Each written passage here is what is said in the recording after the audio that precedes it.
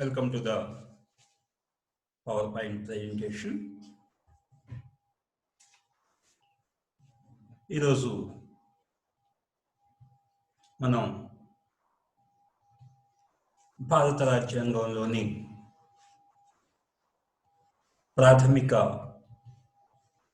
హక్కుల గురించి మనం చెప్పుకుంటున్నాం. సో భారత రాజ్యాంగంలో ఉన్నటువంటి ప్రాథమిక హక్కుల్లో ఈరోజు మనం చెప్పుకోబోయేటటువంటిది కల్చరల్ అండ్ ఎడ్యుకేషనల్ రైట్స్. విద్యా సాంస్కృతిక విషయక హక్కును గురించి ఈరోజు మనం చెప్పుకుంటున్నాం. రాజ్యాంగంలోని ఆర్టికల్ 29, 30 ఈ రెండు అధికరణాలు ఈ విద్యా సాంస్కృతిక విషయక హక్కును గురించి మనకు వివరిస్తూ ఉన్నాయి. అల్పసంఖ్యాక వర్గాల సబ్ కమిటీ చేసిన సూచనల ఆధారంగా అడ్వైజరీ కమిటీ సాంస్కృతిక విద్యా హక్కులను రాజ్యాంగంలో పొందుపరచవలసిందిగా రాజ్యాంగ పరిషత్ను కోరడం జరిగింది. వీటిని ఆదేశిక సూత్రాలలో చేర్చవలసిందిగా సలహా సంఘం సభ్యులు కొందరు భావించారు. అల్పసంఖ్యాకుల సంక్షేమం నిమిత్తం మత హక్కుకు అనుబంధంగా సాంస్కృతిక విద్యా హక్కులను కూడా పొందుపరచవలనని రాజ్యాంగ నిర్మాతలు భావించడం జరిగింది. అల్పసంఖ్యాక వర్గీయుల భాష, లిపి, సంస్కృతి రాజ్యాంగ పరంగా సంరక్షింపబడాలన్న ధ్యేయం, ఆ ధ్యేయంతోనే ఆర్టికల్ 29, 30లలో విద్యా సాంస్కృతిక విషయక హక్కును పొందుపరచడం జరిగింది. ఇప్పుడు రాజ్యాంగంలో ఉన్నటువంటి ఆర్టికల్ 29 దీనిలో ఏముందో మనం చూద్దాం. ఆర్టికల్ 29లో మొత్తం 2 క్లాజులు ఉన్నాయి.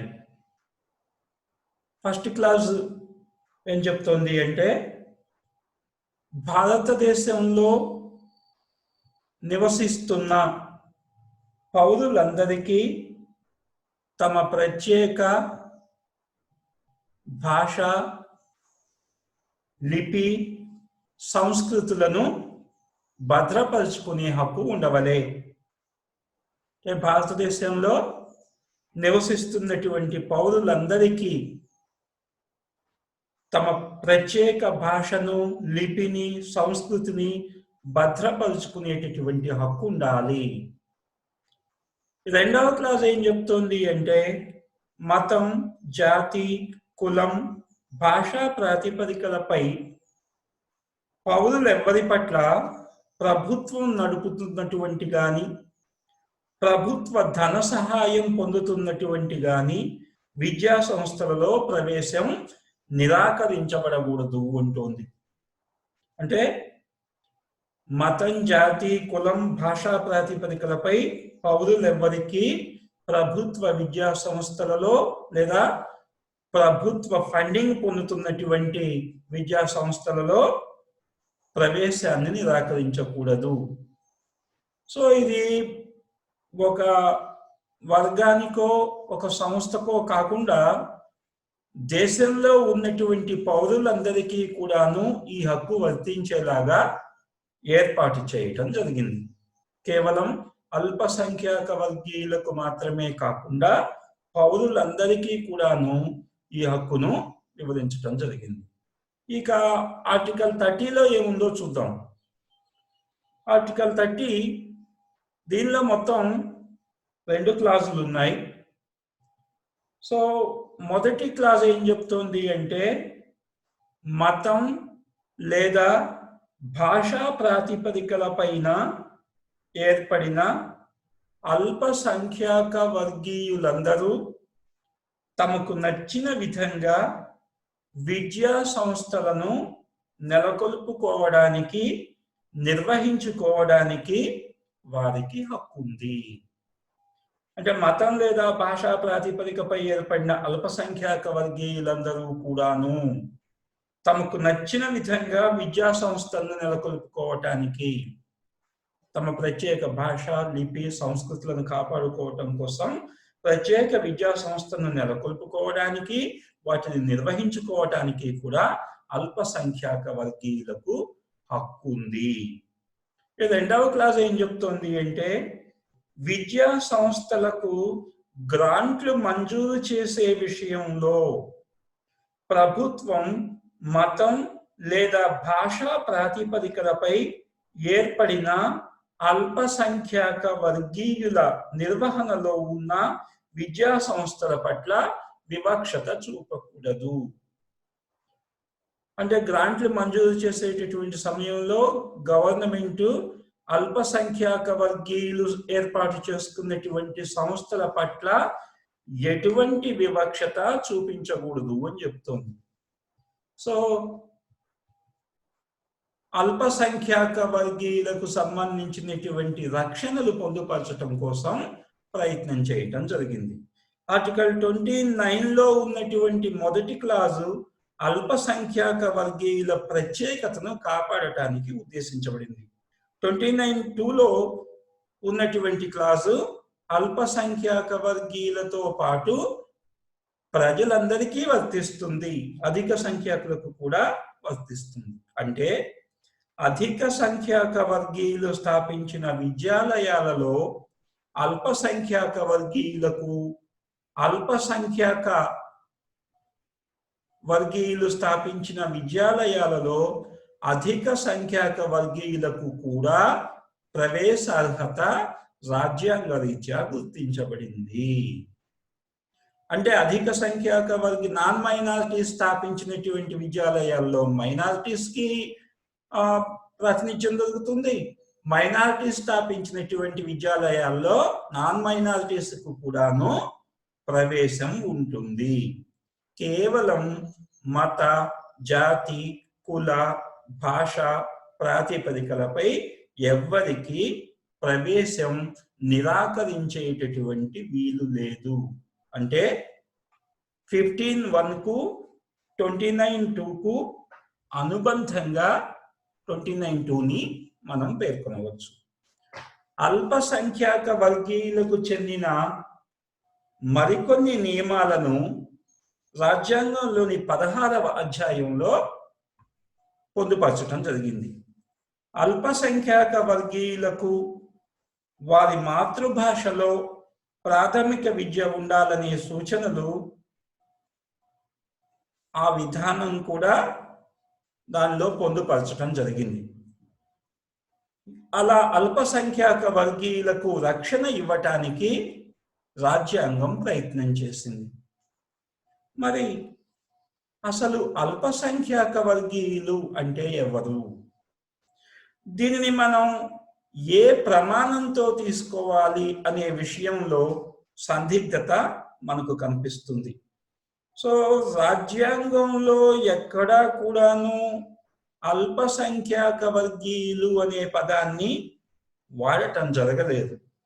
ఆర్టికల్ 30లో కూడాను మతం, భాషా ప్రాతిపదికలపై ఏర్పడిన అల్పసంఖ్యాక వర్గీయుల ప్రత్యేక హక్కుల్ని ఉదహరించడం జరిగిందే కానీ ఈ ప్రాతిపదికలపైన చూసినప్పటికీ కూడా అసలు అల్పసంఖ్యాక వర్గీయులు అంటే ఎవరు అనే ప్రశ్న మన ముందుకు వస్తుంది. దేశం మొత్తం మీద అటువంటి వారు అల్పసంఖ్యాకులై ఉండాలా, లేదా రాష్ట్రం మొత్తం మీద తక్కువ సంఖ్య కలిగిన వాళ్ళై ఉండాలా, లేదా స్థానికంగా అల్పసంఖ్యాకులై ఉండాలా, దేశం, రాష్ట్రం, జిల్లా, తాలూకా, గ్రామం దేన్ని ప్రమాణంగా తీసుకుని మనం అల్పసంఖ్యాక వర్గీయులను నిర్వచించగలుగుతాము? సో డిక్షనరీ ప్రకారం కనుక చూస్తే మొత్తంలో సగం కంటే తక్కువ అనే సాధారణ అర్థంలో మనకు కనిపిస్తుంది. అంటే మొత్తంలో సగం కంటే తక్కువ, సగం కంటే తక్కువ ఉన్న జనాభాను అల్పసంఖ్యాక వర్గంగా గుర్తించవచ్చు. అయితే అటువంటి అల్పసంఖ్యాకులకు కొన్ని ప్రత్యేక లక్షణాలు ఉండాలని కానీ, అటువంటి అల్పసంఖ్యాకులు అధిక సంఖ్యాక వర్గంచే అనగద్రొక్కబడిన వారై ఉండాలని కానీ కొందరు అభిప్రాయపడటం జరిగింది. అంటే ఎవరిని గుర్తించాలి అంటే కొన్ని ప్రత్యేక లక్షణాలు కలిగి ఉండాలని, లేకపోతే అధిక సంఖ్యాక వర్గం చేత అనగద్రొక్కబడిన వారై ఉండాలి అని చెప్పి వాదించటం జరిగింది.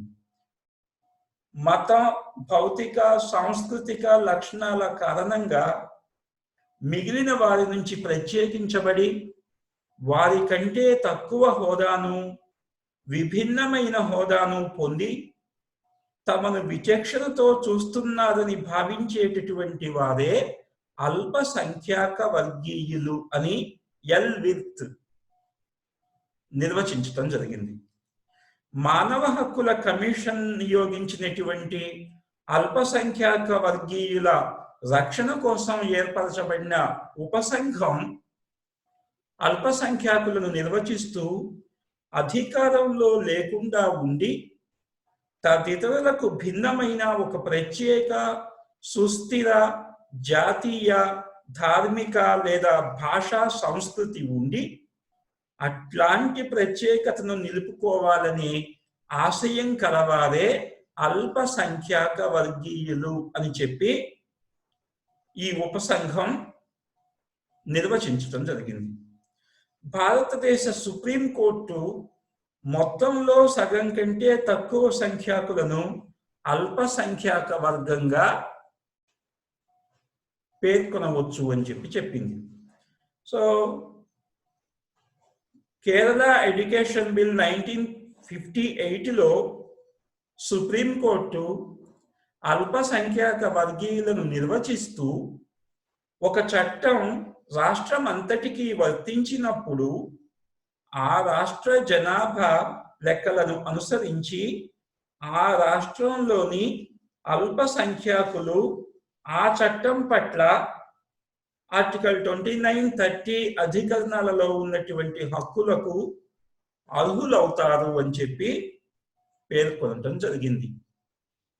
అంటే ఒక చట్టం రాష్ట్రమంతటికి వర్తించినప్పుడు ఆ రాష్ట్ర జనాభా లెక్కలను అనుసరించి ఆ రాష్ట్రంలోని అల్పసంఖ్యాకులు ఆ చట్టం పట్ల ఆర్టికల్ 29, 30 అధికరణంలోని హక్కులకు అర్హులవుతారు అని చెప్పి సుప్రీంకోర్టు పేర్కొనడం జరిగింది. ఈ ప్రాతిపదికపైనే కేరళలోని క్రైస్తవులు అల్పసంఖ్యాక వర్గంగా భావించబడ్డారు. భాషా ప్రాతిపదికపై అల్పసంఖ్యాక వర్గీయుల హోదా పొందేవారు తమకు ఒక ప్రత్యేక మాట్లాడే భాష ఉందని నిరూపించుకుంటే వారికి ప్రత్యేక లిపి కూడా ఉండనవసరం లేదు. అంటే అల్పసంఖ్యాక వర్గంగా గుర్తించబడాలి అంటే తమకు ప్రత్యేక మాట్లాడే భాష ఉంది అని చెప్పి నిరూపించుకుంటే చాలు. అట్లాంటి వర్గం వారికి ప్రత్యేక లిపి కూడా ఉండవలసిన అవసరం లేదు. కేవలం తమకు ఒక ప్రత్యేక భాష మాట్లాడుతున్నాము అని వాళ్ళు ప్రూఫ్ చేసుకోగలిగితే చాలు. ఎందుకంటే అట్లాంటి ప్రత్యేక భాష, విధానం, ఆచార సాంప్రదాయాలు వాటిని నిలబెట్టుకోవటానికి అధిక సంఖ్యాక వర్గం నుంచి తగిన రక్షణ కల్పించబడినప్పుడు వాళ్ళ సంస్కృతి, ఆచార సాంప్రదాయాలు కాపాడబడతాయి. కాబట్టి అట్లాంటి మైనారిటీ వర్గాల హక్కులను గుర్తించటం ద్వారా వాళ్ళ భాష, సంస్కృతి పరిరక్షించటానికి ఈ హక్కు ద్వారా రాజ్యాంగం ప్రయత్నించింది. భాషా ప్రాతిపదికలపై గల అల్పసంఖ్యాక వర్గీయుల సమస్యలు కొన్ని సుప్రీంకోర్టు వరకు చేరటం జరిగింది. ప్రభుత్వ విద్యాలయాలలో బోధనా భాష విషయంలోనూ, కొన్ని ప్రైవేటు విద్యాలయాలలో విద్యార్థుల ప్రవేశం విషయంలోనూ ప్రభుత్వాలు జారీ చేసినటువంటి చట్టాలను సుప్రీంకోర్టు పరిశీలించవలసిన పరిస్థితి ఏర్పడింది. ఆంగ్లో ఇండియన్స్ తదితరులు తప్ప మిగిలిన వారికి ఇంగ్లీష్ బోధనా భాషగా గల సంస్థలలో చేర్చుకోరాదని, అట్లాంటి సంస్థలు కూడా క్రమేణా భారతీయ భాషలలోనే బోధనా భాషను అనుసరించాలని మహారాష్ట్ర ప్రభుత్వం జారీ చేసిన ఉత్తర్వులను సుప్రీంకోర్టు రద్దు చేసింది. అంటే ఈ భాషలోనే చదువు చెప్పాలి అనేటటువంటి చట్టం చేయటానికి వీల్లేదు. ఆయా ప్రత్యేక భాషలను, లిపులను కాపాడుకోవటం కోసం మైనారిటీ విద్యా సంస్థల్లో అట్లాంటి భాషా బోధన చేయవచ్చు. గుజరాతీ లేదా హిందీ భాషలను మాత్రమే బోధనా భాషగా ఉండాలని గుజరాత్ రాష్ట్రం చేసినటువంటి శాసనాన్ని పంజాబీ భాష బోధనా భాషగా ఉండాలని పంజాబ్ చేసినటువంటి చట్టం కూడాను రాజ్యాంగ విరుద్ధమేనని సుప్రీంకోర్టు ప్రకటించింది. కనుక ప్రత్యేకంగా ఒక భాషను బోధనా భాషగా ఏర్పాటు చేయాలి అని ఒత్తిడి చేయటం సమంజసం కాదు. ఆర్టికల్ 29లోని హక్కు కంటే ఆర్టికల్ 30లో ఉన్నటువంటి సాంస్కృతిక విద్యా హక్కులు ఎక్కువ సందేహాలకు, వివాదాలకు దారితీశాయి. ఇప్పుడు ఆర్టికల్ 30లో ఉన్నటువంటి హక్కును మనం పరిశీలిద్దాం. దీంట్లో 2 క్లాజులు ఉన్నాయని ఇంతకు ముందే మనం చెప్పుకున్నాం. ఆర్టికల్ 19లో ఉన్నటువంటి హక్కు దేశ పౌరులకు మాత్రమే వర్తిస్తుంది. ఇది సప్త స్వేచ్ఛల అధికరణంలో ఉన్నటువంటి హక్కు పౌరులకు మాత్రమే వర్తిస్తుంది. కానీ ఆర్టికల్ 30లో ఉన్నటువంటి పౌరులు అన్న పదం దీంట్లో ఉపయోగించలేదు. భారతదేశంలో నివసిస్తున్న అల్పసంఖ్యాకు వర్గీయులందరికీ వారి పౌరసత్వంతో నిమిత్తం లేకుండా ఈ హక్కు వర్తిస్తుంది. అంటే కేవలం పౌరులకు మాత్రమే కాదు, ఆర్టికల్ 30లో ఉన్నటువంటి హక్కు పౌరులకు మాత్రమే కాకుండా అల్పసంఖ్యాక వర్గీయులందరికీ కూడాను వర్తిస్తుంది. అందుకే చూడండి, right of minorities to establish and administer educational institutions అన్నాం.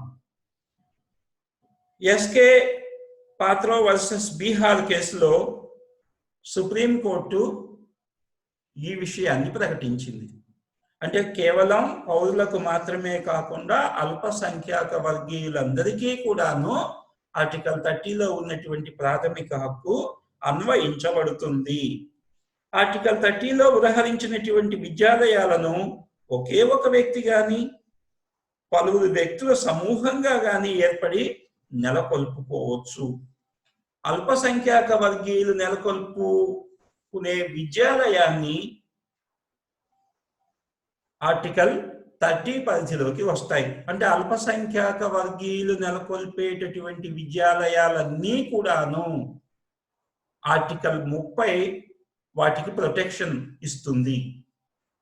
అవి కేవలం భాష, లిపి, సంస్కృతులను పరిరక్షించుకునేందుకు మాత్రమే చెందినవై ఉండనవసరం లేదు.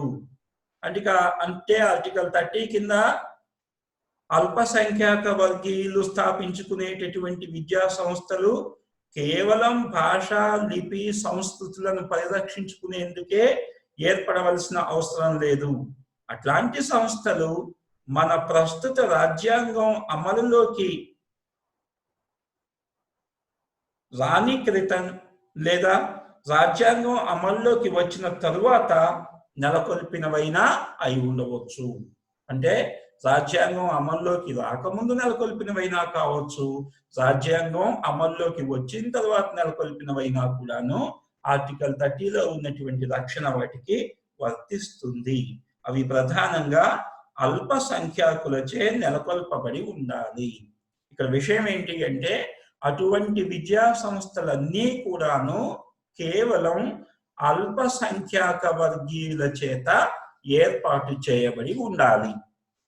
ఆర్టికల్ 30లో అల్పసంఖ్యాకులకు విద్యా సంస్థలను నిర్వహించుకునేటటువంటి హక్కు ఇవ్వబడిందని మనం తెలుసుకున్నాం. మరి విద్యా సంస్థల నిర్వహణ అంటే ఏంటి?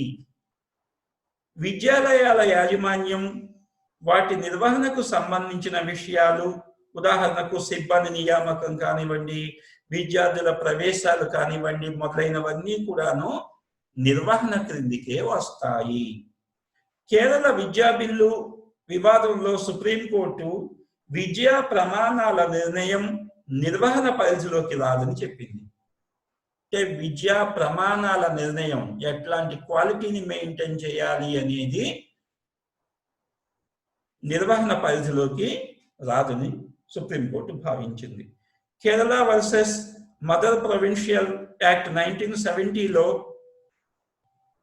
ఈ యాక్ట్ మీద తీర్పు చెప్తూ ఉన్నత న్యాయస్థానం ఆర్టికల్ 30లోని విద్యా సంస్థల నిర్వహణ హక్కు నిరపేక్షమైనది కాదని, విద్యా ప్రమాణాలు, ఉపాధ్యాయుల నియామకం, విద్యార్థుల ఆరోగ్యం తదితర విషయాలలో కొంతవరకు ప్రభుత్వం జోక్యం కల్పించుకోవచ్చు అని చెప్పి ఉన్నత న్యాయస్థానం అభిప్రాయపడటం జరిగింది. ఉన్నత న్యాయస్థానం అభిప్రాయపడింది. అల్పసంఖ్యాక వర్గాలు స్థాపించడం, నిర్వహించడం అనే పదాలని సుప్రీంకోర్టు విస్తృతంగా అన్వయం చేస్తూ వచ్చింది. అయితే ఈ అధికరణం క్రింద ఇట్లాంటి సంస్థల నిర్వహణలో ప్రభుత్వం ఏ సందర్భంలోనూ ఎటువంటి పరిమితులు నియమించవలననే విషయంలో చాలా సందేహాలు తలెత్తాయి. అంటే ప్రభుత్వం ఎంతవరకు దీంట్లో జోక్యం చేసుకోవచ్చు అనే విషయంలో చాలా సందేహాలు మనకు కనిపిస్తాయి. ఈ అధికరణంలోని పదాల రీత్యా నిర్వహణ విషయంలో ఎటువంటి ప్రభుత్వ జోక్యానికి ఆస్కారం కనిపించదు. కొన్ని పరిస్థితులలో విద్యా సంస్థల నిర్వహణ సక్రమంగాను సమంజసంగాను ఉండటం కోసం ప్రభుత్వం సర్వసాధారణంగా నియమించే షరతులనే అల్పసంఖ్యాక సంస్థలకు కూడా వర్తింపచేయవచ్చు అని చెప్పి భావించవచ్చు. అంటే మామూలు విద్యా సంస్థలకు ఏర్పాటు చేసేటటువంటి నియమ నిబంధనలనే సాధారణ పరిస్థితుల్లో ఈ అల్పసంఖ్యాక సంస్థలకు కూడా వర్తింప చేయవచ్చు. కానీ న్యాయస్థానాలు ఇట్లాంటి సంస్థల విషయంలో ప్రభుత్వ జోక్యాన్ని నిరుత్సాహపరుస్తూ వచ్చాయి. ప్రభుత్వ జోక్యాన్ని చాలా వరకు తగ్గించడానికి ప్రయత్నం చేశాయి. వీటికి సంబంధించినటువంటి పరిణామాలను కనుక మనం చూసినట్లయితే 1959లో కేరళ జారీ చేసినటువంటి విద్యా బిల్లు, 1969లో కేరళ యూనివర్సిటీ చట్టంలోని కొన్ని నియమాలు రాజ్యాంగ విరుద్ధమని సుప్రీంకోర్టులో వాదించటం జరిగింది.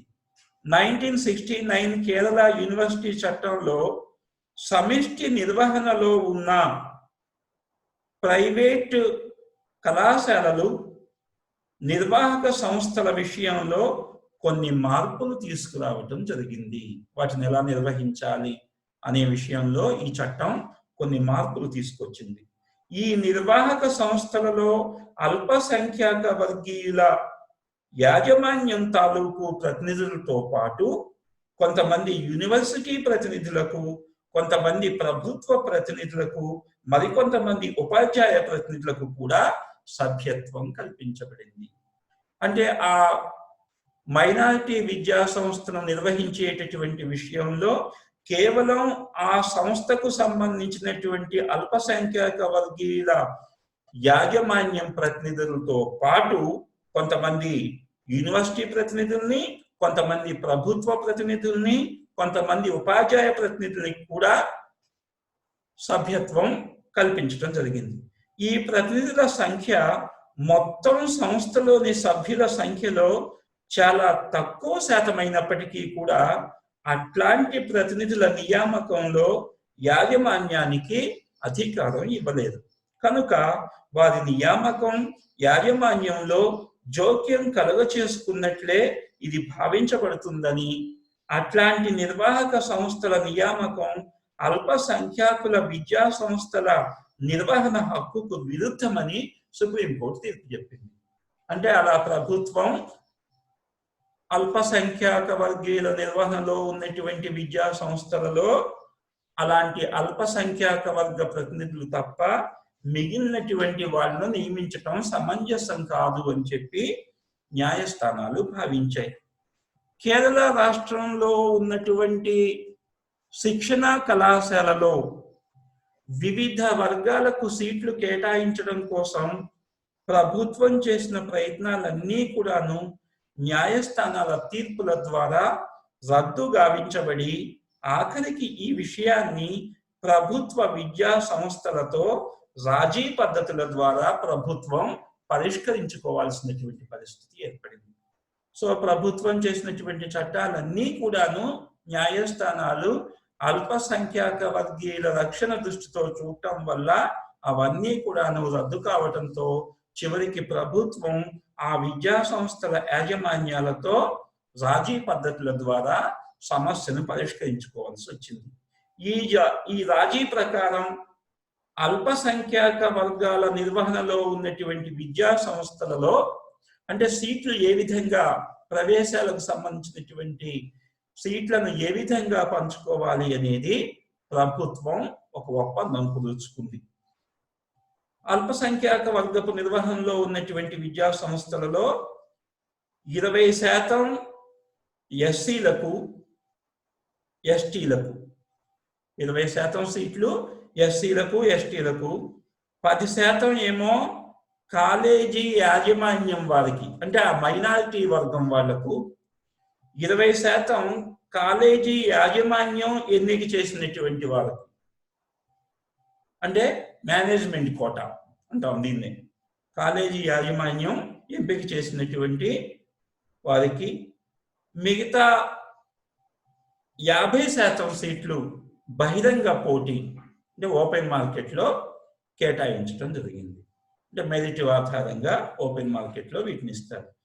సో అల్పసంఖ్యాక వర్గీయులు నిర్వహిస్తున్నటువంటి మైనారిటీ విద్యా సంస్థల్లో 20% సీట్లేమో ఎస్సీ ఎస్టీలకు, 10% ఏమో మైనారిటీ వర్గానికి అంటే ఆ కాలేజీ ఏ మైనారిటీ వర్గం అయితే స్థాపించిందో ఆ మైనారిటీ వర్గానికి, 20% ఏమో కాలేజీ యాజమాన్యం ఎంపిక చేసిన వాటికి అంటే మేనేజ్మెంట్ కోటా, మిగిలిన 50% సీట్లేమో ఓపెన్.